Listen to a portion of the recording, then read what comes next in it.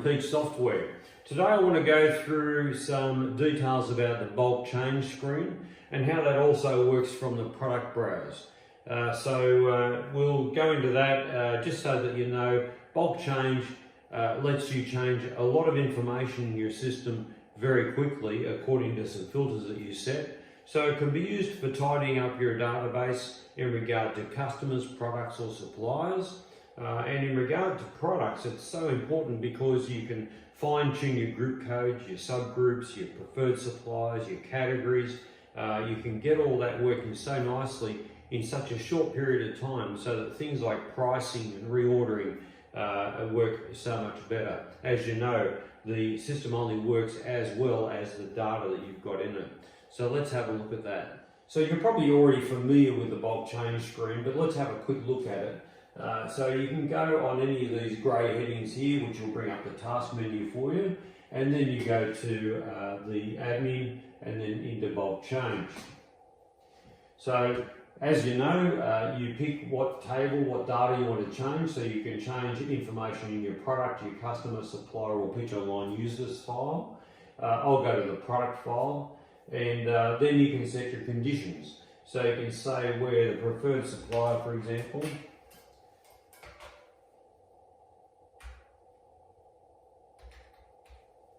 there we go, there's a preferred supplier, and you can set, let's say, number 5, and you can say where, let's say, the active is ticked. You can ask, you can say where the group code is, let's say, suspension, and you can pick subgroup, and you can just keep going on and picking the filters to trim down the information that you're going to change. And then of course you can set your actions. So I can say, right, I'm going to change my preferred supplier to number 9. So it's a real easy way of changing a lot of information on your product file. The shortcoming of this, there's a couple of shortcomings I see, and that is that you don't really know what you're changing. You could be changing more data than you're expecting. You can't see the data that you filtered on. And also you can't do a keyword search in bulk change. Now I find these shortcomings, so what we've done is we've put the bulk change in the product browse screen where you can actually set up your filters, you can see what you're changing, and then you can do your change. And it also includes the keyword search. So let's have a look at that. So now that we've had a look at our bulk change screen, let's have a look at doing a bulk change from the browse screen. So from here you go back to the control area and into product browse. Once you've got the product browse screen up, it'll show you which columns you're going to be viewing in the browse screen. I'll just click OK to that, and there you have it. So as you highlight different lines here, you'll see the sales statistics. You can choose to add or delete some of the columns in the view by going back to columns. You can move products from here to a parts list. If you wanted to, let's say, set up a supplier order perhaps, we'll just close that. Or you can export what's in the screen to an Excel spreadsheet, which is really handy as well. Okay, so let's talk about bulk change. What we can do here is we can filter the screen. So this is great. We'll just go here and we'll just type in, let's say, go to AH, and we put a keyword. Now this is where I see one of the major advantages. If we get a keyword, let's say alternator.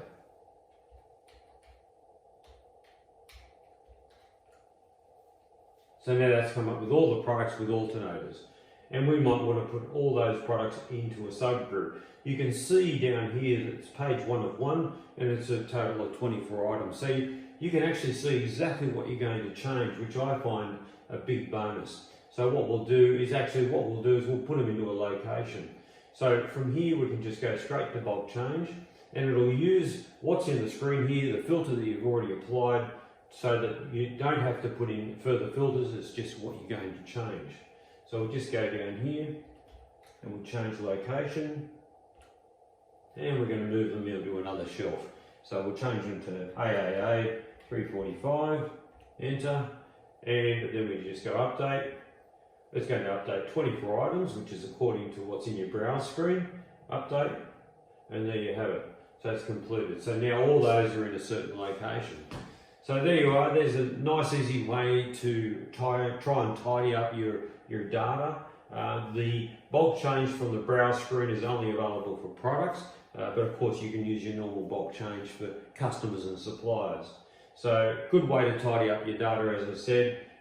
The system's only as good as the accuracy of the data in it, and sometimes these things take a lot of change, take a lot of time, but using the product browse, the bulk change, it really does speed things up and helps you get that data tidy. So hope that's helpful for you, and you probably come up with a few ideas yourself about what you're going to use it for. If you have questions, don't hesitate to call support, because we'd rather you call us before you make a major change than afterwards and ask us to tidy it up. But on that note, probably a good idea, make sure you do your backup before you do any changes like this, because you can actually be changing quite a lot of data, and you may make a simple mistake which you can just simply undo if you've done a backup. So hope that helps, and call Peach Support, as I say, if you have any questions. Thanks for watching.